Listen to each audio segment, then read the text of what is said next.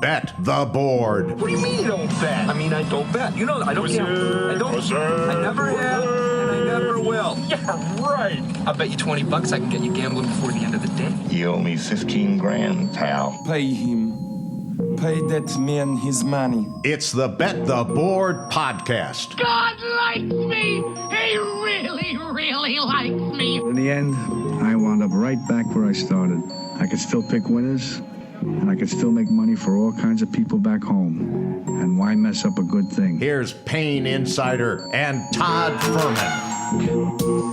Welcome into the Bet the Board podcast, powered by FanDuel Sportsbook. It is our 8th and final NFL preseason preview with the AFC West on tap.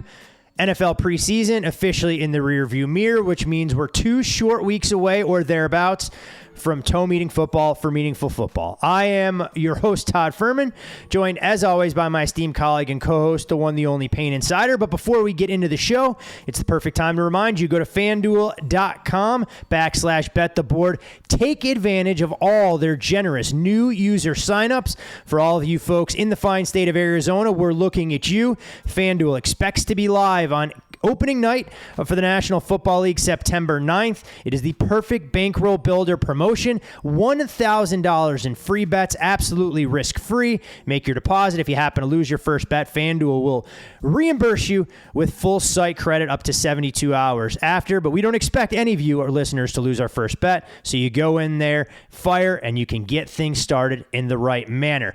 Payne, I know you're excited because we're talking about your favorite division, but probably more excited because we're almost done with the preview series. 13 preview podcasts, 12 are down. The final one, here we go. It's been about 2 months of a ton of work and preparation, which, you know, we do ourselves anyways, but kind of putting the Excel sheet into talking points is a little bit different. And so here we are, but this is the final leg of 13 preview podcast, final of the NFL as well. You'll have over a week to go back and listen if you missed a division preview. Lots of best bets.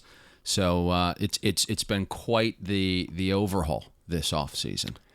And for those, and for those folks who have been with us from the start, or you just might be finding Bet the Board for the first time this football season, we will resume our normal Wednesday programming with week 1 of college football this week. Of course, Georgia Clemson, the main course, but plenty of other great games to get us into the swing of things that'll allow us to remove the bad taste left in our mouths by watching games between Fresno State, UConn, Hawaii, UCLA, and a variety of other appetizers that may not have lived up to their advanced billing.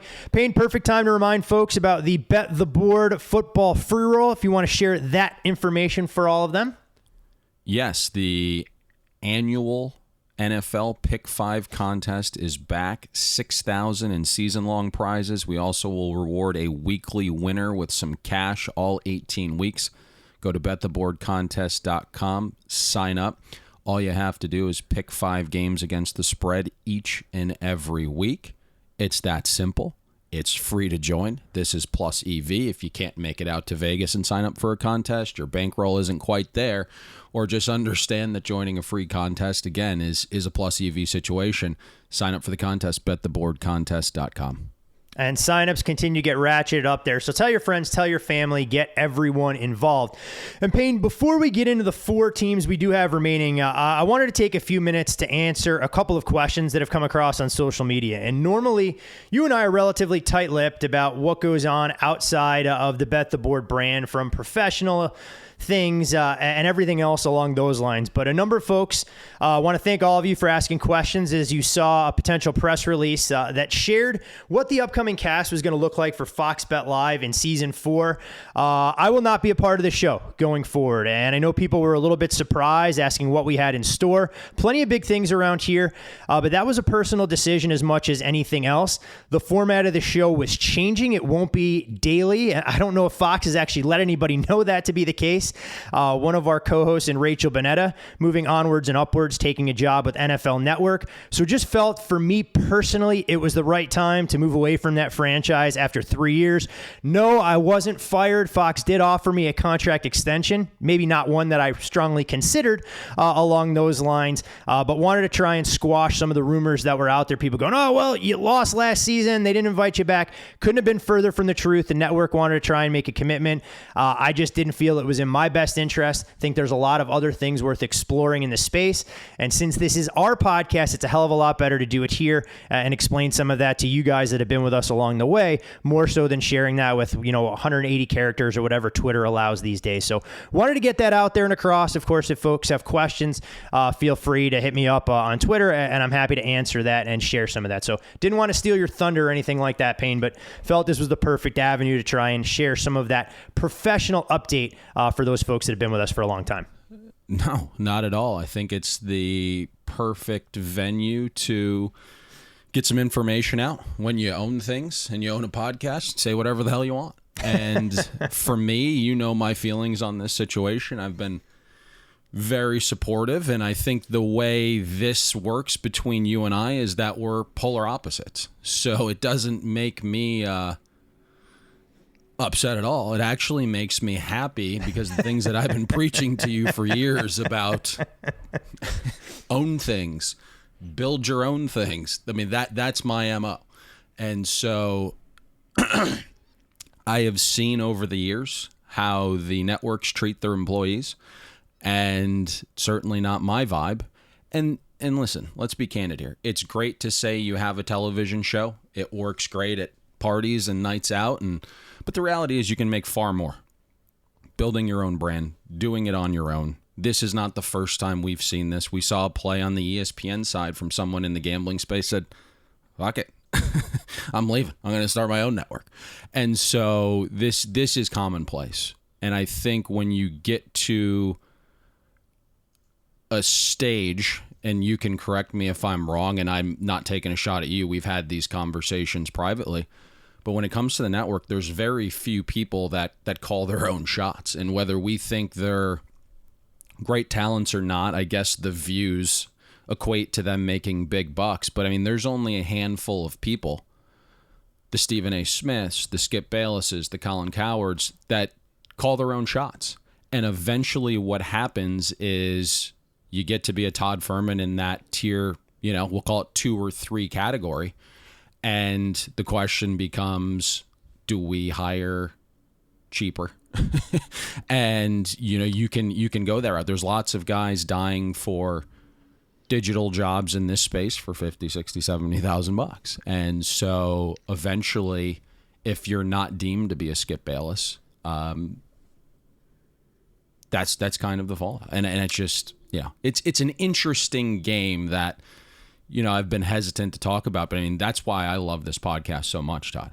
And that's why I've been talking about this expansion for years. I mean, last year you talk about the audio version of this podcast. We peaked at 26 in the all sports category of Apple Podcasts. And that's thanks in part to our listenership. We were the only podcast that didn't come from a network or wasn't a podcast network. The only podcast that didn't have distribution. It's thanks to you guys.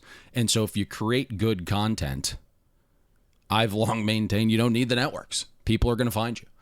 And so I know obviously your goal is to be on television, and I think that will happen in the right situation. But for now, we're going to expand Bet the Board, and I think it's going to go well for you.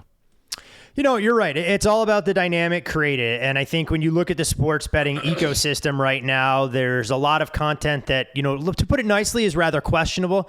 We've obviously been able to prove our authenticity, and part of our off, but there is a difference, right? What you're seeing now in our space is good content versus content being created for content's sake, right? And I think we are the former. We create content when we started in 2014 that we did just to do. And we continue to create good content. Whereas where you're seeing the space head now, people are just waking up in the morning and creating content for the paycheck and creating content for the clicks. And there isn't actually a lot of great content even in this space now, despite the oversaturation of content. No, there are a lot of challenges that come into it. And as we've tried to always convey to you guys, our loyal listeners, as Payne has shared, we do it for you guys. All the feedback is great. The interaction we love, the 5-star reviews on iTunes, and the continued uptick in downloads that we've seen over the years. But it's all about trying to make you guys smarter and better. And so much of the gambling space these days is all about picks. But you know what? Even the best in the world are going to lose 45% of the time during the course of their best seasons. So what kind of value can you add to the infrastructure on those other days? It's teaching you metrics. It's trying to highlight situations, and hopefully you guys can continue to make more informed choices. But didn't want to go off on a rant or tangent. No, Just wanted to share. We're here. I think Yeah. we're here, and this is a great subject, and I didn't expect this to go long, and our producer will probably hate us for not getting this in on time. But the reality of the situation is this is the one space where content gets, air quotes, graded differently. Right? Any other piece of content in the podcasting space is, did I get smarter from it? Did I learn something? Did it entertain me? And that's it. This is the one space where you can take 10 hours to prep for the podcast, another 3 hours in recording and post-production, and someone goes to the best bet, 16 seconds of content, it loses, and you're getting a 1-star review. And that's the difference in the space, which is odd to me. So we just need to be smarter. Like, we love our listeners because they're the smartest in the space. But if you can continue to help us grow by sharing the podcast, letting friends know, coworkers, it's a huge help because we've seen where things are heading right now. And it's sad to say this, but again, you go back to like putting in 10 hours of prep and then another 3 hours of recording and post-production. And it's awesome, right?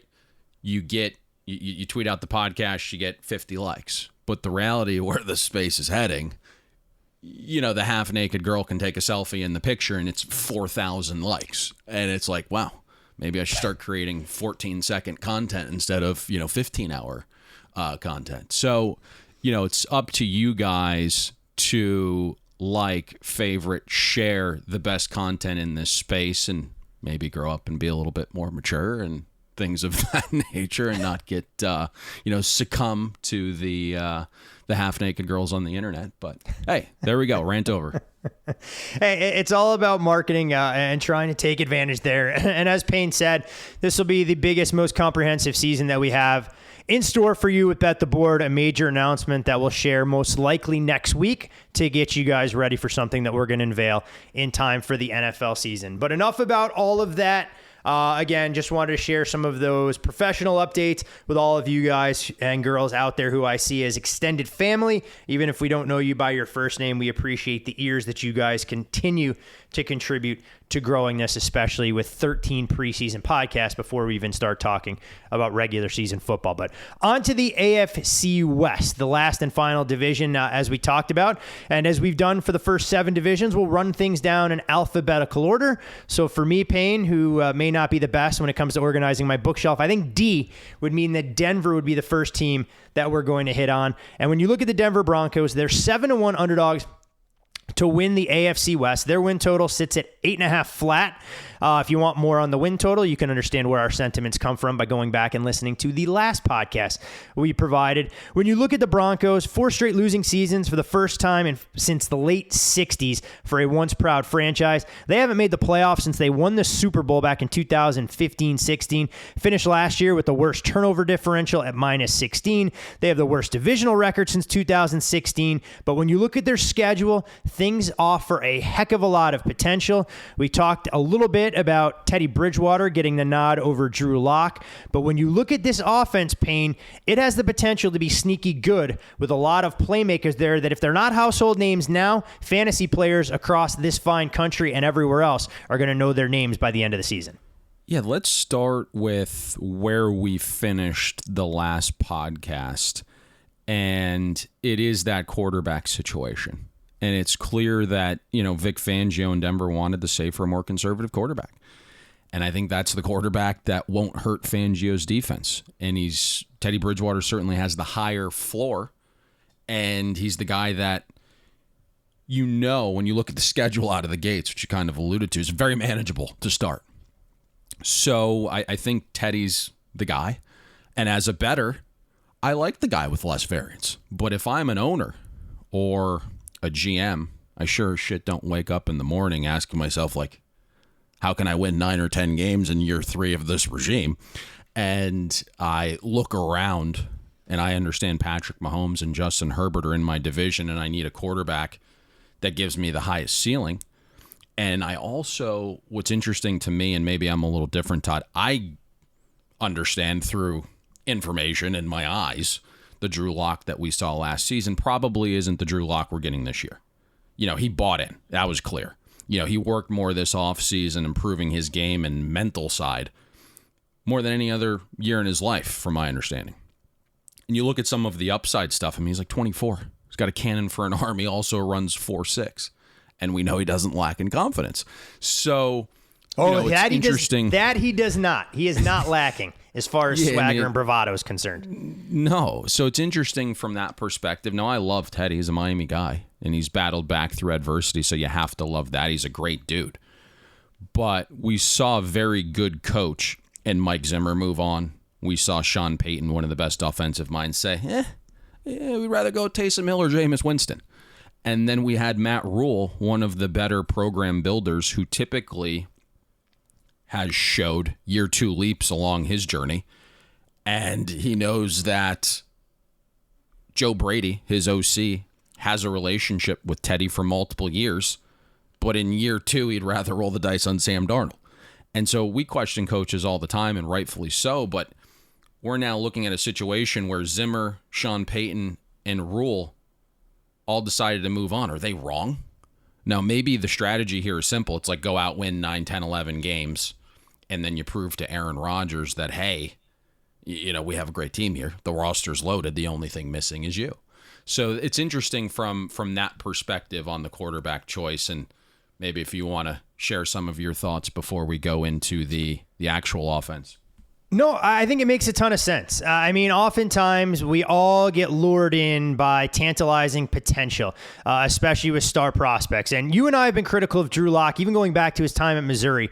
The one common denominator there was, hey, look, Drew's got all the physical tools and traits, but he's lacking something. Every time Missouri stepped up in class, you never got that Herculean effort. Even what we saw in some games from a guy like Johnny Manziel, where he could put the team on his back.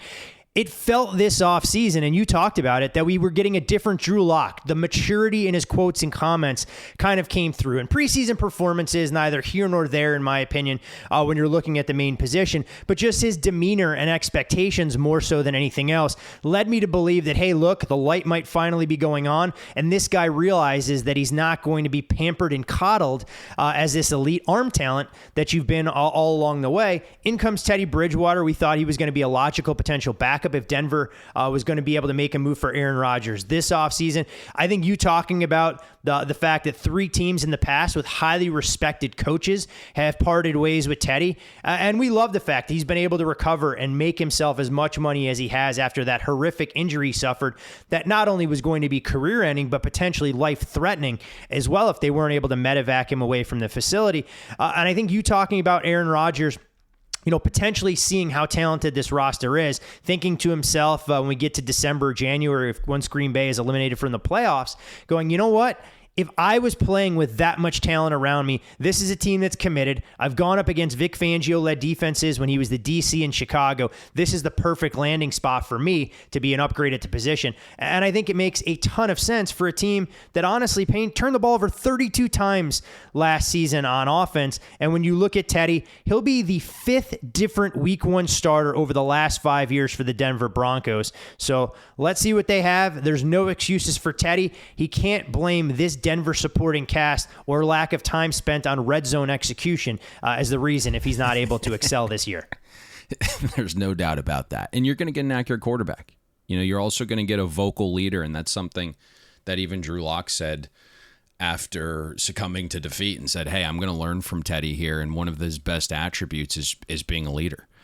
Now, you're also going to get a guy that throws a very catchable ball and is accurate. I mean, even last year, Teddy's completion percentage is about 2.5% above expectation. The knock on Teddy is that he's a game manager, right? He won't push the ball downfield. And last year we saw he averaged 5.1 completed air yards. That was the 5th lowest among qualifying quarterbacks. Hopefully he airs it out a touch more this season. He claimed that he got hurt in the second Buccaneers game, week 10 last year, said he should have shut it down. So maybe we give Teddy the benefit of the doubt.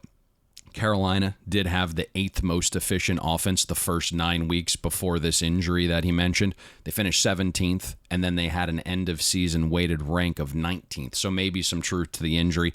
Teddy also faced the very toughest schedule of passing defenses in 2020 with Carolina, but Denver projects to face the very easiest schedule of pass defenses this year. Now, a lot of the offensive issues are on Pat Shurmur, who I don't love as an OC. Not aggressive enough for me. Denver had the 5th lowest early down pass rate in the first half last year, so no surprise that they were 30th in early down success. Need to up that aggression, especially if you're going with the more experienced quarterback. You know, you're starting Teddy because you trust him, so you can't baby him. The weapons around Teddy that you mentioned are young. They're plentiful. Probably a bit undervalued. Courtland Sutton back after an injury last season, but in 2019 finished 8th in yards per route run among receivers with at least 100 targets. Jerry Jeudy should see a year 2 surge. Fantastic route runner. And then all of a sudden he caught the case of the drops last year, which he's never dealt with before. He had a 19% drop percentage, was the highest among receivers with at least 100 targets. KJ Hamler didn't have nearly the amount of targets as Jeudy, but he also had a 19% drop rate himself. And so what you're hearing from some of the receivers is that Teddy delivers a very catchable ball. Maybe there's not as much venom on it as when Drew Lock is throwing it. So that should improve. And then you have Tim Patrick, who is a plus receiver. Denver actually turned down a Ravens trade for him. You have Noah Fant at tight end. When he's healthy, he's a matchup nightmare. I think the big question offensively is the O-line. Denver finished 28th in line yards last season, didn't create much space up front. They're also 24th in pass block win rate. They bring in Bobby Massey at right tackle. He's been a plus right tackle, but obviously the hope was Jawan James would be their guy there. Glasgow was the big signing last year. I think he'll have a better year. Dalton Reisner is, I think, poised for a year 3 surge. Cushenberry is a question mark at center, but he was a rookie last year in a weird offseason. Denver also drafted kind of the star of offensive linemen in this past year's draft, Quinn Miners, and he's had a great camp so far in preseason. Let's see. If Denver can get average O-line play, then I think the sky is the limit, and it's possible that can happen for a few reasons, because I think Teddy will be better identifying things pre-snap and shifting some protections. He gets rid of it quicker than Drew Lock. And then you look at the projected schedule of pass rushing defenses. It's bottom 5. So I think those things will help with pass blocking. And then all the intel I have says Javonte Williams could be the best Broncos back since Terrell Davis. And the schedule of run defenses projects to be bottom 3 there. So let's see if all these things kind of assist in below, probably average to below average O-line play, but that would be a massive upgrade. I mean, offensively, the pieces appear to be there. Obviously, there are some questions. We're not going to pretend that this Denver Broncos team will be as high-flying and prolific as what we saw from Peyton Manning and his 50-touchdown pass campaign. But the nice part, Denver defensively, they fell a little bit on hard times a season ago. They fell to 25th, allowing nearly 28 points per game. You look at some of the additions, a couple of key in the secondary, when you bring in Kyle Fuller, you bring in Ronald Darby, you lose Jarrell Casey along your defensive line, A.J. Boye, they release. I mean, that was a situation that got uglier by the day last season. They've now gone 3 straight seasons outside the top 10, just 33 takeaways over the last 2 seasons combined. And while they were outstanding in the red zone, well, that's one thing, but if you're going to allow teams to score from outside the red zone, it's not that big a deal. They allowed 76 plays of 20-plus yards. You would think with Von Miller coming back completely healthy, it'll bolster that pass rush. But what kind of expectations should we have for a Denver stop unit, knowing that Vic Fangio's defensive DNA should be all over this group, and there's only one direction for them to go, is up after a disappointing campaign just a year ago? I mean, Vic Fangio is a guy that we've talked about on this podcast for years. He's one of the best defensive minds to ever coach football. And his defenses were built to stop passing offenses before those were actually a thing. So real revolutionary, honestly. And to me, last year, I thought the Broncos defense was very impressive, especially when you consider all of the negative factors. I mean, Denver had one of the most injured defenses. They were decimated along the D-line. The offense was such a mess that Denver's defense started their defensive possessions on average at the 32. That was the third worst starting field position for a defense last season. And then add to that, Denver faced the third most difficult schedule of offenses and the most difficult schedule of passing offenses. And somehow Fangio managed to have the fourth best early down defense. And the defense was well above average in overall efficiency. Now, I look at Denver, and you mentioned they get Von Miller back. Chubb and Purcell are also back healthy. A defense that spent on Kyle Fuller and Ronald Darby in free agency and then drafted Pat Surtain Jr. with the 9th pick of the draft. So, a defense that also projects to face a bottom 5 schedule of offenses and a bottom 5 schedule of passing offenses. And a defense that I'm assuming won't see its opponents start drives at the 32 due to turnovers and incessant 3-and-outs. I mean, Denver's defense also spent 32 minutes a game on the field. That was a top 10 rate. And you think about this for a second, Todd, and I think, we kind of know what Denver's defense can be, and we spent a ton of time on the Broncos, longer than I think most expected. But you think about starting field position for opponents and then correlate that to Mile High, where you can bang field goals home from 60 like their layups. When teams are starting at the 32, about 2 first downs and teams were in field goal range at some point last season. So I think that completely changes this year. I think Denver has a chance to be an elite defense pending injuries, a unit that probably fights to be top 5 in efficiency, Todd. It's a team that's interesting. It's a franchise that prides itself on being extremely relevant and winning championships, not just trying to compile winning seasons, but it's been a long time coming. Part of that is because of instability at the quarterback position, so we'll see if that gets rectified this year, and they can lean on a defense and a skill position cast that I think we're more bullish on than a lot of folks. But when you talk about gold standards for skill positions, Payne, it starts with one franchise, and they've become the preeminent gold standard, not just in the AFC West, but maybe the entire NFL over the last couple of years. That, of course, the Kansas City Chiefs. And they are rightful favorites to win this division for the 6th straight season. You're looking at FanDuel Sportsbook laying a price just shy of 3-1. Their win total sits at 12.5. You lay $1.40 if you want to go under that number. Patrick Mahomes, this is a quarterback who's already accomplished a ton in his very short NFL career. Ironically enough, he'll enter this season with a chip on his shoulder, comes in off his worst loss as an NFL starting quarterback. 9 points, of course, was the worst offensive output we've seen from the Chiefs with Mahomes at quarterback, trying to become the 4th team in NFL history to reach their 3rd straight Super Bowl. 8-1 in one-score games a season ago, won 11 consecutive road games, a streak that's still active. And when you look at Patrick Mahomes and Andy Reid, the true dynamic duo in the NFL these days, 44-10 so far as head coach and starting quarterback.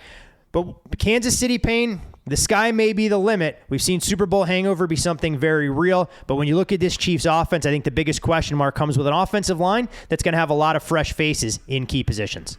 When you look at Kansas City, obviously both the floor and the ceiling are extremely high when you have Andy Reid and Mahomes and Tyreek and Kelsey. It's really great talent executing a great scheme, and that's a tough combination to beat. The principles and play calling are virtually flawless. Andy Reid does all of the things that we preach to help an offense as if he doesn't have any talent, right? From motion rates to using a really good amount of play action to passing on early downs to not running in 2nd and long situations and not running into 8-man boxes. All of the stuff that we kind of preach that good offenses and good coordinators do over the years, Andy Reid makes a habit of doing all of that. And there's only going to be varying degrees of great for Kansas City's offense if the key cogs stay healthy. But you mentioned one of the areas to address, and I think there's a couple, but I think the most glaring one is the offensive line. And, this was probably one of the more talked about units in the last 6 months in the entire league, and that was the offensive line. And it's basically been torn down to the studs and rebuilt. Eric Fisher is a 31-year-old coming off a late season Achilles tear, so the Chiefs moved on. Mitchell Schwartz is 32 and coming off back surgery, so they let him walk. He's still a free agent. For the last 2 seasons, when you look at the Chiefs' offensive line, they finished 26th and 23rd in pressure rate allowed. Each of the last 2 seasons, the Chiefs' O-line has finished 31st in blown block rate. And last year, the Chiefs' O-line was 31st in run block win rate. So, from my eyes, when I look at this complete overhaul, like, I'm ecstatic. Orlando Brown not only upgrades the left tackle position, but he just turned 25. Better and younger. Like, that's a great combination. Joe Thuney is in his prime. He signed one of the most lucrative guard deals in NFL history. Creed Humphrey was a second-round pick this year. Trey Smith, that's probably a name you remember, Todd. He's the former all-world 5-star tackle recruit who dealt with issues at Tennessee on and off the field. It was a boomer bust flyer type pick in round 6 this year. So far, it's been all boom. He is in line to be the Chiefs' starting right guard. You have Lucas Niang. He was a 2020 third-round pick out of TCU. He's been really impressive and projected to start at right tackle. So what I've seen Brett Veach do is get younger, more talented, and also built great depth along the O-line. Remember, like, there's still guys there like Mike Remmers and Austin Blythe and Tardif and Wiley and Kyle Long that have all played a ton of starting snaps in this league. So this overhaul might mean, not only just an improved O-line, but just kind of looking at the parts and their strengths, we might see a little shift in run scheme here. But bottom line, this Chiefs O-line went from a major liability 6 months ago to probably projecting as a top 10 unit right now. I think the other question I have is the outside receiver position opposite Tyreek Hill. Is it Demarcus Robinson or Byron Pringle or someone not on the roster? So that'll be interesting to watch. Roster cuts get down to, I think, 53 at 4 p.m. tomorrow. Maybe the Chiefs make a move. We obviously know what Tyreek Hill is. He's one of the top 3 receivers in the league, and I think Mecole Hardman appears ready for a nice little coming out party. That is a guy that runs 4.3, damn good after the catch. He's built a pretty nice floor, but I think the Chiefs are looking for more there, obviously. But the question for me is, like, who's wide receiver 3? I'm not really a Demarcus Robinson guy. Looks great getting off the bus. Makes loads of mistakes. He churned out less than 1 yard per route run last season. Byron Pringle is a Kansas State guy, ultimate hard work story, overachiever, smart, does all the little things, does all the right things. He just doesn't have a dynamic trait. So I think Brent Veach needs to add someone to this room. I'm shocked he hasn't called Miami, obviously, honestly, for one of their receivers, knowing they're looking for some O-line depth. That felt like probably a pretty good match in a trade. The other thing here that's interesting, Todd, and I obviously love Patrick Mahomes, but that you do, Panama Red. That you do. He needs to play with a little more urgency to start games. And I was speaking with Warren the other day, and it's in the preview magazine at Sharp Football. They pointed out the Chiefs went into halftime with an average lead of 3.5 points last season. Led at halftime in just 9 games. That was kind of the difference last year, because the prior 2 seasons, the Chiefs went into halftime with leads of 6.9 points and 7.5 points. And when I dig into some of Mahomes' metrics, he was 17th in EPA per pass attempt on first downs the first 3 quarters. So that dwindled last year and is partly responsible for the team getting out of the gates a little bit slower. We know how great Mahomes is. Right? I mean, he's the first quarterback every organization takes in a redraft right this second. The arm talent is through the roof. The off-platform throws are like unmatched. The one the other night against the Vikings was just ridiculous. And he threatens a defense the way no other quarterback can. But he does need to kind of dial in on some of the fundamentals. Last year, 24th in on-target percentage. His completion percentage is 1% below expectation. You could see a situation where you have a young kid that's in the limelight and getting all the press, and he wins a Super Bowl in 2019. He probably gets a touch complacent. COVID hits, his wife gets pregnant, suddenly the urgency dips a touch. But everything I'm hearing is Mahomes is focused back in. So those are really the 3 things that I'm looking for this season if the Chiefs want to make another run, is the enhanced O-line play, a second outside receiver to emerge, and Mahomes to clean up some of the small things. But the real positive here, Todd, is past the obvious talent and the great coaching, Kansas City's offense faces a projected schedule of defenses bottom 10 overall, bottom 10 against the pass, and bottom 5 against the run. Yeah, it should open up all sorts of opportunities. I don't think anybody goes, we expect Kansas City to fall off a cliff by any stretch of the imagination. We'll call that Super Bowl performance, a 31-9 loss to Tampa, more an anomaly than anything else. When you look at this team defensively, Payne, we know that they don't get nearly enough credit for how they've been built. A team essentially that's built a defense to protect leads more than anything else. We know that they're vulnerable against the run, but Kansas City's offense scores a lot of points. It puts a lot more pressure on their opposition. You can pin your ears back with pass rushers, and you can have a very good secondary. This offseason, they go out, they add Mike Hughes in that department, Jaron Reed, who's been a disruptor along the defensive line. You bring in Nick Bolton through the draft. You do lose Rashad Breeland, but quietly Kansas City's put together a top 10 defense each of the last 2 seasons as far as points per game allowed is concerned. They are a little bit vulnerable in the red zone where they allowed opponents to score on more than 75% of their trips. But when you look at Kansas City, and I found this number staggering, when the Kansas City Chiefs hold their opponents below 30 points, they're 33-2 the last 35 instances. So it's not as though this team has to be the 2000 Baltimore Ravens by any stretch of the imagination, but you have guys in L'Jarius Sneed and Willie Gay who are ticking up. Tyrann Mathieu is an absolute beast at the back end. I think the biggest question is, what are you going to get from a pass rush between Chris Jones and Frank Clark, who's really fallen off, or at least did fall off last season? I mean, I think you've hit this perfectly, and I think a lot of people know my feelings about Spags at this point, and he's a guy that I truly respect, and he manages to get production that's better than the sum of its parts. And I think we all know some of the big names on the Chiefs defense that everyone talks about anytime you talk Chiefs defense, and it's Chris Jones, it's Tyrann Mathieu. Both those guys, to me, have some issues, right? Chris Jones is fantastic, but he plays a real boomer bust style. Tyrann Mathieu is undoubtedly a very good player, but I think he's probably overvalued by the general public. Frank Clark, as you alluded to, needs to step up. He's a one-trick pony pass rusher, and last year he was only in the 50th percentile in pressure rate among edge rushers. He also can't set the edge or stop in the run game either. He's just not very good. I don't like the fact that Spags cut Taco Charlton.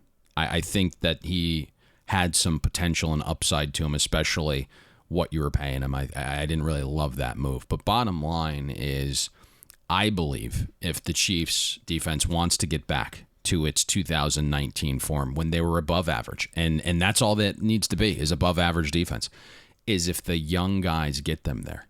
And the position that I've talked about for a few seasons that needed upgrading was linebacker. And I know it's not a value position, but it was just so bad. And so we saw Brett Veach go out back-to-back drafts in round 2, pick up Willie Gay Jr. and then Nick Bolton this year. Willie Gay's been all the buzz this offseason. He's a sideline-to-sideline backer, something the Chiefs haven't had in years. He was truly missed in the Super Bowl. And then you have some of the guys in the secondary that you mentioned. I think Brett Veach and Spags have done great work finding young value guys in the secondary. L'Jarius Sneed is someone we've talked about for multiple years now, and Spags has raved about him. That was his pick. That was his guy. And last year he allowed a 53 passer rating when targeted. You still have Rashad Fenton, who didn't allow a passing touchdown all season, and just 58% of his targets were caught. Charvarius Ward only allowed 53% of targets to be caught. All 3 of those guys were selected in the 4th round or undrafted. I mean, I like the trade value with Mike Hughes. That was an early round draft selection that Zimmer kind of gave up on. I like the value signing in Jaron Reed. I think that's going to allow the D-line to be a little bit more versatile. I think you'll see situations where Chris Jones kicked out wide this year at certain instances of a game. You're also looking at a bottom 10 schedule of offenses the Chiefs are going to face. So I think this unit with their young talent has a real chance to kind of get back to that 2019 level. And if they do that, and we think the offense improves with O-line play, Chiefs are going to make another run. And what's really interesting here is, sometimes you hear a lot of people talking about, hey, we want to fade the Chiefs. We want to be contrarian. We want to go under 12.5 wins. And I have seen a little bit money on this under. And when you look at some of the Pythag stuff, the Chiefs definitely overachieved last season. A lot of come from behind and 1-score game victories. But I am not fading Mahomes, and I am not fading Andy Reid. And the Chiefs have gone over their preseason win total every single season Andy Reid has been with the Chiefs. So I'm not going to go that route and join that party, but there has been a little tinge, a little touch of sharp money on the under 12.5. Definitely a team that I think you kind of assess week to week. I'm of a similar mindset here. I'm not going to try and go out there and play a little bit of hero ball and step in front of this Kansas City freight train, a team that said all the right things this offseason about potentially being motivated, and you can understand why after the shellacking they took at the hands of the Tampa Bay Bucks. So let's see them go out there, perform.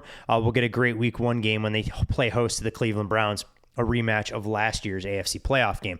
When you look at the other 2 teams in the division, Payne, the Las Vegas Raiders, they're the biggest long shots on the board within the division. 17-1 the price at FanDuel Sportsbook.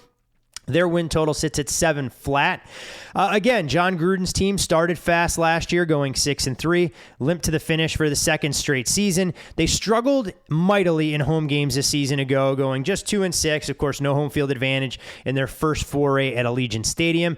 You begin to wonder, though, when you continue to see the Raiders start well and fade late, is it self-scouting or other teams figuring them out? You know, a root cause for what could be contributing to this for a franchise that has just 1 winning record since 2016. They haven't won a division title or playoff game since 2002. I mean, not a ton to be excited about for the silver and black. But one thing I will say, I don't think their quarterback gets nearly enough credit, is that they like to make him the scapegoat for everything that's gone wrong for the then Oakland, now Las Vegas Raiders. We're sharing a brain here. And I think big picture, when I look at Gruden and Derek Carr, it's pretty clear they're living under the same roof, but the relationship's over. They're just kind of at that point where, you know, they're figuring out their finances and getting those in order. And when the time's right, one or both of them could be gone. And, you know, really, you think about this, Todd, since Gruden got the job, we've heard nothing but rumors about how these two don't get along. And the rumors seemingly pop up every couple months and have for 3 years now. And where there's smoke, there's fire. And I don't get it like you. I really think Derek Carr is a plus quarterback. And he has been willing to change his style to bend to Gruden. And apparently it's still not enough. If you remember, Gruden's been kind of firing these jabs about wanting Carr to push the ball downfield more. And that was a big thing last offseason. And all of a sudden, you look at the 2020 numbers, and Carr's average intended air yards were nearly 2 full yards deeper than 2019. His completed air yards, nearly 1.5 yards deeper. And he managed to push the ball downfield more while also turning out the lowest adjusted interception rate in the league. And it's just never good enough for Gruden. And so I kind of go back to when we discussed this hiring in the first place. And Gruden took this job, and I think what I said then was it could work if Gruden just focuses on the offense, right? Find an innovative DC. Let him do his thing. Don't mess with him. And for the love of God, don't fuck with the roster, because we know he is just terrible at that. I mean, we saw him absolutely decimate the Bucs Super Bowl roster inside of 24 months. And he's really done the same thing here. It's just a slew of, you know, baffling draft picks and paying average players more than their value to fill voids, and really an over-reliance on veterans. And Gruden, to me, is clueless when it comes to talent evaluation and finances, and yet his hands are basically in the sauce on everything. And really the scary part when you look at 2022, Todd, and kind of the future, the Raiders are top 10 in both salary cap and draft capital, and there's an easy way to enhance both with Carr in the final year of his deal. But I think it's absolutely nuts to let Gruden and this regime take another spin at spending and acquiring talent. Like, they've proven they have no clue what they're doing. I was okay with rebuilding and moving on from Amari Cooper and Khalil Mack, right? And the Raiders basically from those deals got 3 first-round picks, a second-round pick, and a third-rounder for those guys. And then you sprinkle in all their own early picks on top of that. And you look at what that draft capital was turned into, and it's Colton Miller. It's Clelin Ferrell. It's Josh Jacobs. It's Abraham. It's Arnett and Ruggs. There's not one true first-round, no doubt about it, stud or difference maker there. You ended up with a serviceable left tackle, a running back that lost carries towards the end of last season, and it's a devalued position. You have a run-setting edge and a guy that's lightning fast in spandex. That's what you've basically acquired in all of that draft capital. And what's sad is you look at the Raiders, and offensively, they've been pretty damn good. 2019 finished 6th in success rate. Last season, top 10 again. And if you have top 10 offenses back-to-back years and you haven't sniffed the playoffs once in an era where offense translates to wins more than it ever has, that's a problem.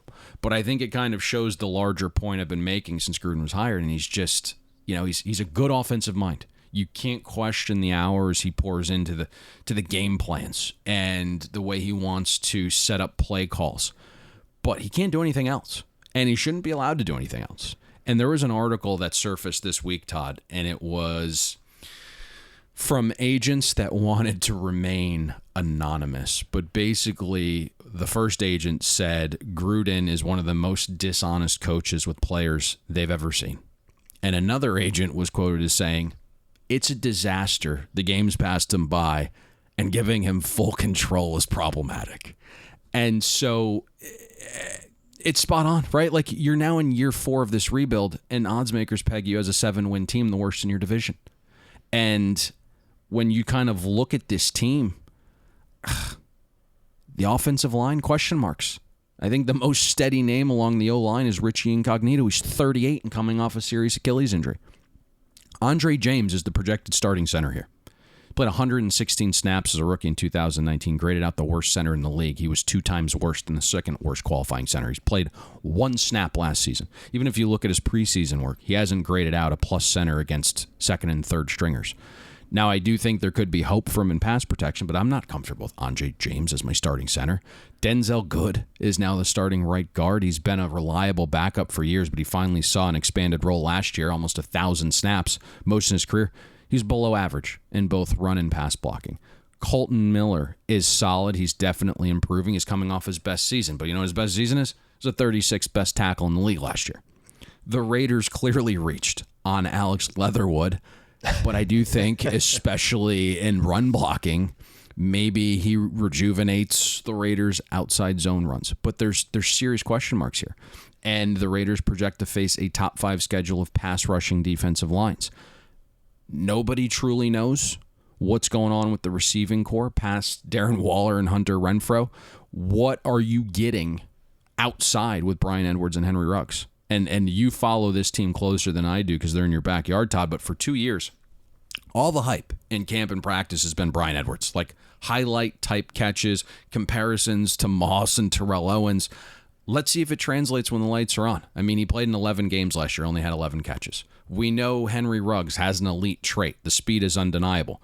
Can he actually turn into a real receiver in year 2 with a full offseason? It's extremely difficult. I was looking at these numbers this morning. To have a 17.3 yard ADOT, but only register 1.3 yards per route run. It's lots of wind sprints and aimless running going on there from Henry Ruggs so far. And so what we saw last year, Gruden basically went out and signed John Brown as well. And it's his insurance policy. If Ruggs can't do it, John Brown basically becomes this year's Nelson Aguilar in Gruden's mind. Play calling in the red zone is an area that needs to improve. When space shrunk, Gruden hasn't really done nearly the same work that he was able to do between the 20s. That's the one area where X's and O's Gruden has struggled a little bit. Raiders were the only top 10 offense overall to finish bottom 10 in the red zone, and we project the Raiders to face a top 3 schedule of red zone defenses this season. And it really doesn't stop there, Todd. The Raiders offense projects to face a schedule of defenses top 10 in overall efficiency, passing defense, pass rush defense, and third down defense this year. Well, I mean, it's a good thing, Payne, when you talk about the Raiders and what they did this offseason, completely retooled their offensive line, as you mentioned, trading 3 extremely valuable pieces, spending $5.5 million a year on a backup running back, although everyone may or may not love the Drake at this point, knowing that Josh Jacobs has trended down. You mentioned John Brown. You bring in Willie Snead. It's just as though this team wants to try and go after certain pieces that may not fit into the greater overall agenda of what they want to accomplish. One player that I don't think we touched on, if we did, I apologize because I overlooked it. The best player on the offense, Darren Waller. I mean, joined an elite class of tight ends with 100 catches and over 1,100 yards, 107 catches last year, third most in a season in NFL history amongst tight ends. Clearly, this offense has not been the issue, Payne, because they have a defense that's downright pathetic, ranking 30th in the league last year in points per game allowed. And I was blown away that the Raiders have ranked in the bottom half in scoring defenses over the last 18 seasons. Even a blind squirrel can find a nut from time to time and crack into the top 15, but that hasn't been the case for the Raiders. Gus Bradley comes in to replace Paul Gunther, who was fired week 14 last year. The Raiders gave up a franchise worst 478 points last season. They allowed 30-plus points in 10 out of 16 games, a dubious distinction that tied them with the Detroit Lions. Max Crosby, that's been one of the finds that this team can hang its hat on defensively. But you mentioned draft capital. Jonathan Abram, graded out as one of the league's worst safeties. Damon Arnett, towards the bottom of the barrel as far as defensive backs are concerned. Cleveland Farrell, don't get me started there. But you do bring in a number of guys. Yannick Ngakoue, hopefully he can help the pass rush. Casey Hayward might have been one of the more unheralded offseason signings at $2.5 million a year, a guy that I think both of us were high on for what we'd seen. And for all the criticism about Alex Leatherwood being a reach in the first round, maybe the Raiders were able to right the ship a little bit, taking Trevon Moehrig out of TCU in the second round with some good ROI potentially there. But Raiders defensively, Payne, they're not even going to be average. Can they get inside the top 25 this season from a points per game standpoint? A blind squirrel finding a nut is a very good analogy for what transpired this weekend, by the way. We can get into that at the end. We'll get through the teams, and then you can take your shots. No, it's fine. Not at all. Not at all. Hey, fresh start on defense for the Raiders here. This is our family, so I'm running you over. I'm going to let you take your shot at the end. So you're going to lose your opportunity, but you can take the shots at the end if you so choose.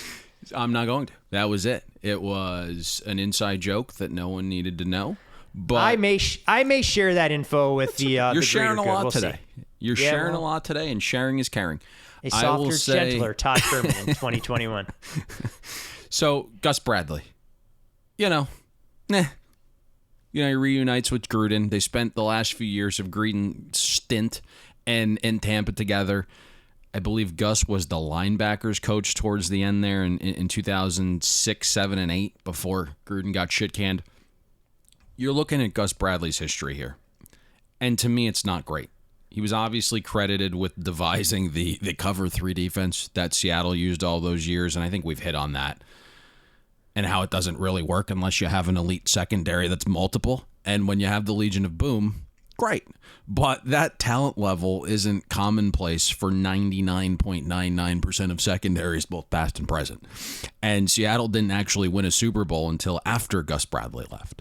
And then we saw Bradley get hired in Jacksonville as the head coach. He was there for 4 years from 2013 to 2016. His defenses finished 30th, 21st, 25th, and 15th in efficiency. The year after Bradley got fired, Jacksonville's defense shot to second in defensive efficiency. And the following year is when Jaguars made the AFC Championship. And then he gets a job with the Chargers as their DC in 2017, and he inherited a unit that finished top 10 in efficiency the year before he got there, and he did a good job maintaining that level the next 2 years under his watch. Top 10 in defensive efficiency, I believe 10th both years, year 1 and year 2. Then there was this massive drop-off, just fell off a cliff. 25th in defensive efficiency year 3 and 20th in year 4 with the Chargers defense, and he was obviously let go again. Now, I do think there's likely a year 1 boost here from Gus and the Raiders defense, and it's not really hard to improve a unit that was 28th in overall efficiency, 26th in early down defense, 29th in red zone defense, and they allowed a third down conversion rate 11% over expectation, which is the worst in the league. Sometimes a new voice is all it takes to improve a horrific defense and make them below average, Todd. Now, you start to get into some of the players, And it's, the Raiders basically overspent on Ngakoue to play the same position they overspent on last offseason with Carl Nassib. And maybe one of those guys can generate a pass rush. Clellan Ferrell in year 3 has to improve as a pressure guy. He finished 49th in PRP among qualifying edge rushers. That's basically a metric that factors in sacks, hits, hurries relative to how many times he rushed the passer. Now, for a regime that stinks kind of piecing talent together and doesn't understand the word value when it comes to what they pay players or where they select players in the draft, I really do like the Quentin Jefferson signing at $3.5 million. He finished top 10 in pass rush win rate among interior linemen back-to-back seasons. You get Solomon Thomas cheap because he's coming off the ACL tear. I know Casey Hayward turns 32 in September. He's coming off his worst season as a pro. But for $2.5 million at a premium position like corner, I think it's well worth taking a flyer to see if Hayward can return to his 2019 form where he graded out the 5th best corner among qualifiers, only allowed 56% of targets to be caught. So I think that's interesting. You did see some growth from Trayvon Mullen in year 2, which is a good sign. Damon Arnett cannot play any worse than last year. He finished 135th out of 148 corners in adjusted yards allowed per coverage snap. He was dealing with a hand injury. He dealt with a weird offseason as a rookie. Even if he's bad, it's an upgrade. The other easy fix here is learn how to tackle, right? Like be a man, stick somebody. The Raiders were dead last, allowing opponents to break 149 tackles last season. So just learn how to tackle, and I think you improve defensively. But really why I think there's going to be some defensive improvement here is the schedule. Last year, the Raiders played a top 10 schedule of offenses, a top 5 schedule of passing offenses, a top 5 schedule of third down offenses. That all changes this season. We're projecting a bottom 10 schedule of offenses, passing offenses, red zone offenses, and third down offenses, Todd. So I do see a boost in defensive production here just from some of the names brought in, a new voice. And there is some talented pieces here. Hey, let's see what the Raiders can do. This city would love a winner, and they'll get behind them. I'm very curious to see what the atmosphere is like when they play their first ever home game, regular season home game, that is, with Allegiant Stadium packed to the brim that Monday night against the Baltimore Ravens. So be very interesting in terms of trying to monitor where they can get lucky there, right? What'd you say? Dobbins out. You get lucky there for the Raiders. Dobbins now out. Bateman probably out. You're getting Baltimore's offense at rock bottom. Let's not sugarcoat it by any stretch of the imagination. Will it be enough for the Raiders to get the win? Well, that remains to be seen, as they sit as 4.5 point dogs right now with that game. But for a Raiders team that may be trying to figure out exactly what they're going to do going forward at the quarterback position, to a team that's very much settled there with question marks everywhere else on the roster, that would be the Los Angeles Chargers, arguably the most talked about team in this division, not named the Kansas City Chiefs. They're priced at plus 490 to win the division. Their win total sits at 9.5. You do have to lay a $135 to go under at FanDuel Sportsbook. Brandon Staley steps in. He'll replace Anthony Lynn. We'll get to your grade of that hire in a minute, but this is still a head coach that 5 years ago was an assistant coach at John Carroll, not exactly Alabama, Miami, or anywhere else. We're all about taking large swings. But when we talked about the Rams, you highlighted the fact that they didn't exactly play the most daunting schedule of opposing offenses. When you look at the Chargers overall, back-to-back losing records after they compiled a 12-4 record back in 2018. They did close last season on fire, winning their final 4 games. 12 of 16 games they played a season ago, decided by just one score. And when you look at the Chargers, not coincidence that they've lost 31 games by 8 points or fewer over the last 5 seasons. They will continue to chase after their first division title since 2009. And the reason for optimism, of course, starts at the quarterback position, where Justin Herbert will enter his sophomore campaign. Optimism and hype are probably the 2 best describing words for the Chargers right now. And it kind of feels like an annual tradition.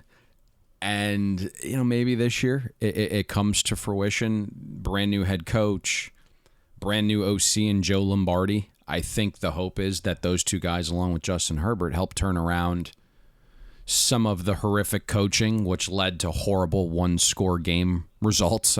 16 losses the past 2 seasons by 1 score. A lot of that is coaching. Now, there is some poor luck sprinkled in there because you've had some bad injury luck. You've had some bad turnover luck. You've had bad field goal luck. I think that part of the Chargers improves. Joe Lombardi is interesting. He's actually the nephew of Vince Lombardi.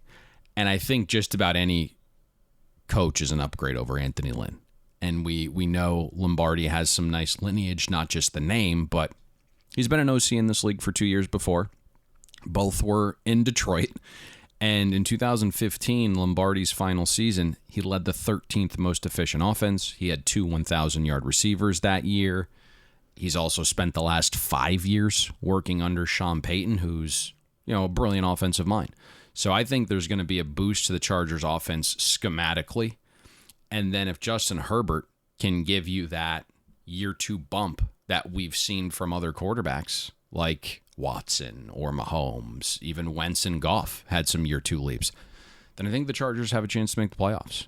And we know Herbert broke just about every rookie record, completions, touchdowns. You just look at him. Obviously, the size, the mobility, the arm strength, I think all kind of lead us to believe that he's going to be a franchise-type quarterback and maybe like the next young it guy. And you love to see some of the underlying metrics. Digging into this, I mean, Herbert was electric last year in situations where you wouldn't expect a rookie thrown in the fire to be really good. But he was awesome on third downs. In terms of efficiency, only Brady, Rodgers, Mahomes, Josh Allen, and Carr were better on third down. He was an animal under pressure. So it kind of shows this young kid was able to handle adversity. And he delivered the 4th best efficiency when pressured. 99 passer rating, 71% adjusted completion percentage, 7.6 yards per pass attempt, 13 touchdowns, 2 picks, all under pressure. So that was awesome. What you also love to see from some of the underlying metrics is even though Justin Herbert is extremely mobile, he didn't really cheat the pocket and dump out early like we see from a lot of quarterbacks. He showed a willingness, despite a poor offensive line that had him pressured on 37% of dropbacks, to kind of hang in the pocket and deliver from there. His passing efficiency on throws made from within the pocket, it was 6th best among qualifying quarterbacks. Now, that kind of leads me to, I don't want to be negative here, but you do wonder how much Herbert can improve. Because, you're going from a really good quarterback in year 1 to does he improve incrementally? What does that even look like? I know there's probably going to be a lot of variance in some of those metrics, right? Like when you're great on third downs, you're great on fourth downs, you're great under pressure. Those are all typically areas that can regress. You're basically relying on Joe Lombardi to be dramatically better in scheme and play calling, which can happen, to help an offense that was 24th in early down success rate under Herbert. You need Herbert to be better and make that year 2 leap in situations that he'll probably be in most often, which is throwing from clean pockets, where his passer rating was 97 and his overall efficiency was just about league average when he was kept clean. So that was something that was a little concerning to me. And, with this offensive line, I think you probably see a boost in Herbert throwing from clean pockets. And that's probably a good area to address a little bit here. 4 or 5 new projected starters. They went out and spent on the best center in football on Corey Linsley. It's possible Rashawn Slater is the next first-round all-world tackle that we see play for over a decade. He's strong. He runs like a tight end. He's great in pass protection. He can get to the second level with ease in the run game. Brian Bulaga, he's old, but only played 10 games last season. Let's see if he can stay healthy. Matt Filer comes over from the Steelers to play left guard. He's been a plus left guard every single season of his career. He's better as a pass protector than run blocker. Right guard is a question mark with O'Day. That's the question with the O-line is if Bulaga can't stay healthy and you have O'Day there at right guard, then you'll probably have some issues on the right side. But I think we're talking about, Chargers O-line that was 31st in pass block win rate last year, 29th in line yards. This could be probably one of the most improved units in the NFL. You sprinkle in Jared Cook, who is a fringe top 10 tight end, I would say. He was last year in yards per route run. He was number 2 in ADOT among qualifying tight ends. Cooks has some nice versatility where you can kind of, line him up inside in the slot or outside. He can do both those things. The schedule isn't really daunting either. Projecting a bottom 5 schedule of defenses, the easiest schedule of run defenses, a below average schedule of pass defenses, third down defenses, and red zone defenses. So in my mind, I'm thinking upgrade in scheme and play calling, probably a tiny boost in QB play, huge upgrade at O-line, and a very manageable schedule of defenses. It's possible, if all those things come to fruition, Todd, the Chargers kind of surge into that like 4 to 8 range in overall efficiency when the dust settles on the season. Can I play devil's advocate on one point on Yes. some of these things? When you look at the Chargers, and I'm sure over the course of 17 games, everything will be just fine. Are you surprised that they didn't play their entire starting offense, at least even for a series in preseason games? And I know a lot of people out there, well, look at the injury to J.K. Dobbins. Look at what some of these other teams have gone through. And I know the emphasis has been placed on more of those, controlled practice environments, but for me, it's still not a game situation. And when you talk about the offensive line and continuity, familiarity, a new scheme, a quarterback that hasn't worked with these guys, I always feel like it's important to get some live reps in that game situation, especially knowing who their week 1 opponent is, facing arguably the best defensive line in all of football going across the country.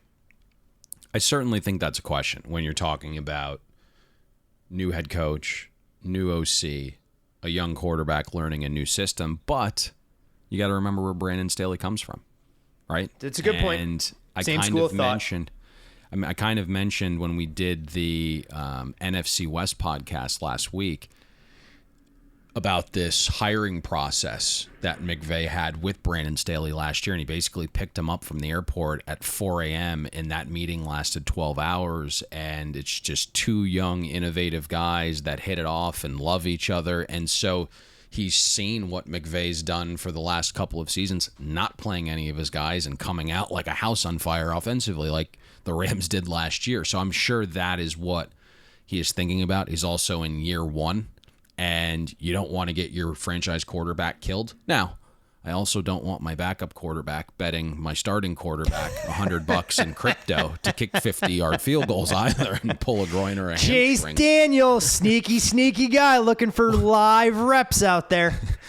He saw Austin Stick kind of leading the charge for QB2, and he's like, well, how am I going to make this roster? Maybe if I can get Herbert to have an early season hamstring injury launching 50-yard field goals, that's going to be the way.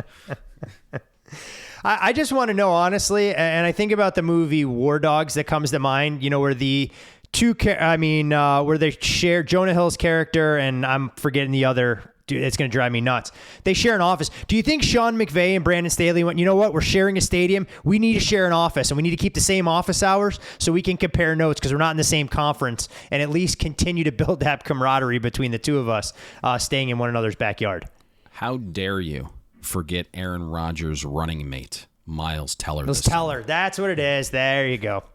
I'm also a big fan of Ana de Armas. When she says Pilos in that movie, I think I fell in love.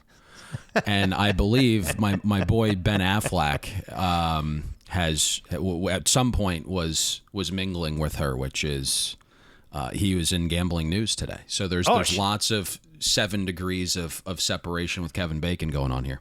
There is a ton of interconnectedness in our sports betting community. That is for sure. As you mentioned, Ben Affleck being announced to headline a marketing campaign. We'll see how that particular campaign goes, but different discussion for a different day. We haven't addressed the Chargers on the defensive side of the ball. This is a team that loses some veterans in the form of Casey Hayward, Denzel Perryman, Melvin Ingram, Rayshawn Jenkins. I don't really think there's anybody that creates sleepless nights there, knowing that you go out and you draft Asante Samuel Jr. to help fortify the secondary. But more importantly, the biggest addition will hopefully be a healthy return of one of your beloved Florida State Seminoles in Derwin James, who has missed 27 of a possible 32 games. But when he was out there for his rookie season, he was dynamic as anybody. And this is a Chargers defense that allowed 26.6 points per game, the most by the franchise since 2003. They allowed a full touchdown or less, though, during their 4-game win streak to close things out. The problem for the Chargers defense lately has been they just don't create takeaways. They have to be better in that particular department. But when you look at the Chargers on this side of the ball, do they have a stop unit that's going to provide a healthy complement to an offense with a high ceiling? this is obviously the part of the team that everyone just assumes is going to be elite. You hire Brandon Staley, and he's kind of the it defensive mind that's innovative and churned out the fourth most efficient defense last year, and it was a balanced defense. Top 4 in efficiency against the run and pass. And we saw the Rams, as those players kind of got familiar with the new system, they improved down the stretch as well. They waited out as the most efficient defense over the final sector of the season. And you do kind of have comparable talent in the sense that, you know, the Chargers and Rams have an elite presence along the defensive line and Joey Bosa, and you have this elite versatile athlete in the secondary in Derwin James, and you're kind of making those comparisons to some of the guys the Rams have. But I have questions, and I'm kind of at that need to see it, to believe it kind of thing. I know Brandon Staley's innovative, but nobody knows if he can lead a team. And you mentioned some of his past stops. I mean, he was an outside linebackers coach 2 seasons ago. Nobody knows if Staley is going to be willing to do things that are best for the team and not just his defense. That's something we talk about all the time, Todd. Right? Can we find a way, when you talk about rapid career ascents, Payne, that like set a 5-year timeline for you and take you from podcast analyst extraordinaire to head coach of a National Football League team? Do you think we can create that pathway? I'm not even in the space. I wholeheartedly believe that. I just decided to fly to Vegas, pitch you a podcast, and here we are. I don't even consider myself in the space. So when I look at, you know, Staley, and you're trying to like project ahead some of these things, and it's, you know, we know these defensive-minded guys kind of are always like, what makes my defense look best, and maybe not what is best for the team. And, you know, you're going to have these situations where it's like on 4th and 2 from the opponent's 47, is Staley going to go for it because that's what's best for the team, or is he going to punt because that's what's best for his defense? Nobody knows that. And, you know, we've kind of seen this even in the preseason. Like Robert Salah, awesome, really great guy. Preseason game 2 against the Packers, it's like, hey, we're going to attempt the 55-yard field goal outdoors instead of go for it in plus territory on 4th and 2. We're going to punt in a preseason game when we're trying to get Zach Wilson reps on 4th and an inch from midfield. It's like, it's all about the defense, right? So nobody truly knows what Brandon Staley is going to do in some of these situations. We don't know if opposing offenses are going to adapt to what Staley showed defensively for one season, right? When we broke down the Rams defense last Thursday, we told you what Brandon Staley's defense faced. It was a shit sandwich at quarterback. I mean, Alex Smith and Wentz and Daniel Jones and Foles and Kyle Allen and Nick Mullins.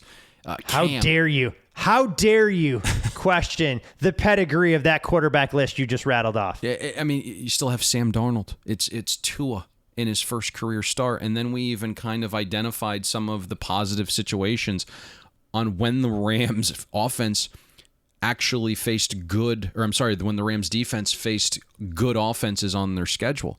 It was at really poor times. I mean, both Seattle games. That was after Pete Carroll basically just stripped the offense. You had Tampa before the bye week when motion and play action rates were super low. And then you had Kyler Murray's shoulder injury. And they faced the Cardinals offense both after that injury. So I don't really know what he did last year in terms of like if this is sustainable. Now, when you look at some of the Jimmies and Joes past Bosa and Derwin James, and you kind of mentioned even those guys have questions. I mean, Derwin's played 5 games the last 2 seasons. 2 of the last 3 seasons, Bosa's started 10 or less games. Now, what's past those 2? You mentioned Asante Samuel. He's going to have to be a day 1 impact starter to replace Casey Hayward. Kenneth Murray has to make a year 2 leap. The talent for him is off the charts. He's a physical freak. He was 12th among linebackers and tackles before the first down marker, but he couldn't spell coverage. He was targeted 52 times last year, gave up an 87% catch rate. Murray allowed a 113 passer rating coverage. He was also the 4th worst linebacker in yards allowed per target in coverage among 59 qualifiers. So hopefully the game slows down for him in year 2 with a full offseason. Chris Harris Jr. probably should be chomping at the bit to play in Brandon Staley's defense as a slot corner when you see the success slot corners have had with Brandon Staley and his mentor Vic Fangio. Harris is 32, but if he can return to 2018 form, suddenly the Chargers secondary doesn't have as many questions. But aside from like Bosa and Derwin and Asante and Murray and Chris Harris, and maybe even Linval Joseph, you wonder where the rest of the help comes from. Nasir Adderley hasn't proven to be an NFL starter. He wasn't good in coverage last season. He had a 19% missed tackle rate. Who's going to provide pass rush help after Bosa? The word is Nwosu is the projected starter opposite Bosa. He only played 34% of snaps last season. Let's see when his role gets expanded if he can keep up a similar pressure rate. Michael Davis as a starting corner in this league scares me. Jerry Tillery through 2 seasons, he's been a flat-out bust. Let's see if year 3, a different voice with Staley, maybe that gets him close to playing like a first-round pick. If the Chargers are going to improve this year, it's going to be because of their health. It's going to be because a couple of guys have bounced back years. It's going to be because, Brandon Staley proves that he is a whiz kid defensively, and all of the people that believe in him are going to be right. And you kind of couple those 3 things with the schedule of opposing offenses that projects to be bottom 5 overall and against the pass. And if you can get those 3 things plus the poor schedule, then I think the Chargers defense is inevitably going to improve here. This is the closest I've been to a win total that I haven't pulled the trigger on. Was hoping that all of this buzz, this momentum, the energy and optimism around the Chargers was somehow going to push this thing to 10. Obviously didn't get there. And at 9.5 shaded under, I'm not quite sure I'm going to get myself to the window, but it's a team that I clearly want to watch. And I think there's going to be some opportunity whether to bet on or against week to week. And you highlighting some of those defensive issues, if the offense continues to trend up, will make things interesting to see how they're priced accordingly. So I will say this. You're getting 9.5 now because the wise guy's favorite team was hit. And we saw Chargers over 9 money come into the market. It's very sharp. And it feels like every time this year, right around this time over the summer, all the wise guys are really high on the Chargers. It just hasn't come to fruition yet, but you would be bucking some very sharp money if you're looking to go under here. It's why it's out to 9.5 now. For sure. And there's a lot of things I am, asshole being one of them, stubborn, typically something that I try not to adhere to in this particular space. For those folks that have more clout, more dollars, and more intel than I do. Perfect time to remind all of you, our loyal listeners, to follow Payne on Twitter at Payne Insider. I'm Todd Furman. You, of course, can follow me there as well. Most importantly, follow the podcast at Bet the Board Pod.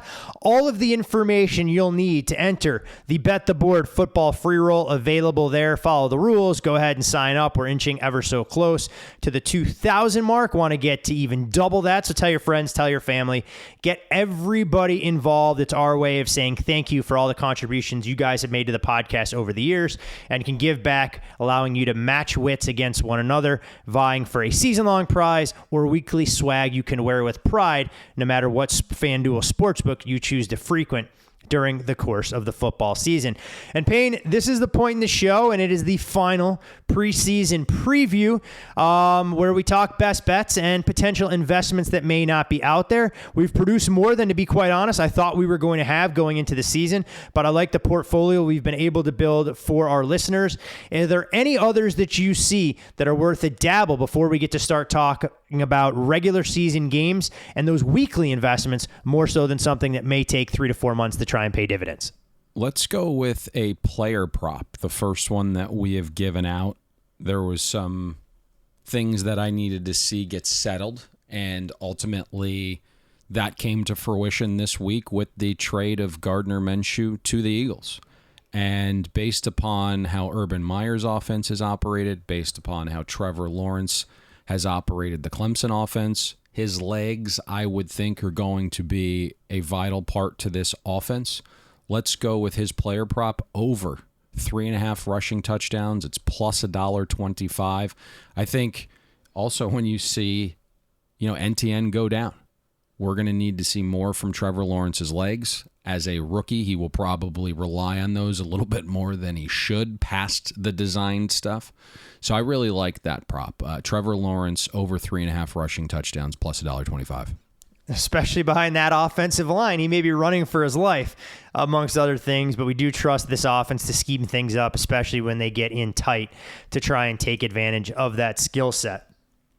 Want to thank everybody who's been with us through the early portion of the season. We know it is a labor of love beginning in early July. I encourage you guys, again, to go back and listen to the Power 5 college football conference previews. Try and listen to those best bets. Some numbers may be available, but I think a lot of those may be cooked, but the information still perfect way to get you ready for the season.